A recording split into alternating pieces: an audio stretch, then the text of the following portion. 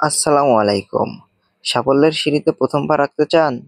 তাহলে আজকের ভিডিও আপনার জন্য।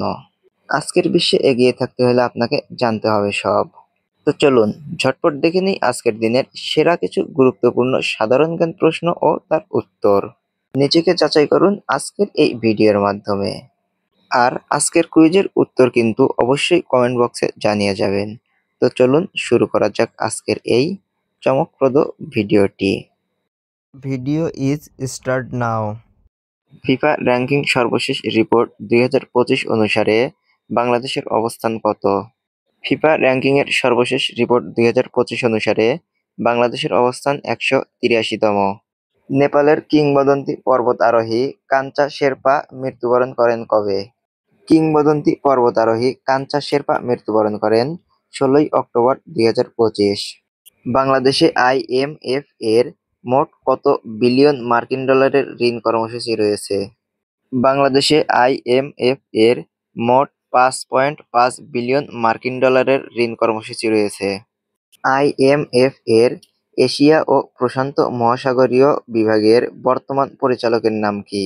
আইএমএফ এর এশিয়া ও প্রশান্ত মহাসাগরীয় বিভাগের বর্তমান পরিচালকের নাম কৃষ্ণা শ্রীনিবাসন।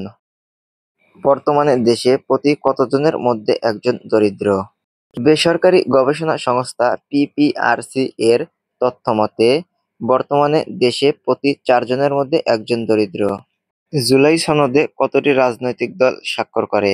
জুলাই সনদপত্রে স্বাক্ষর করে ২৪টি রাজনৈতিক দল, কিন্তু সেখানে উপস্থিত ছিল মোট ২৫টি রাজনৈতিক দল।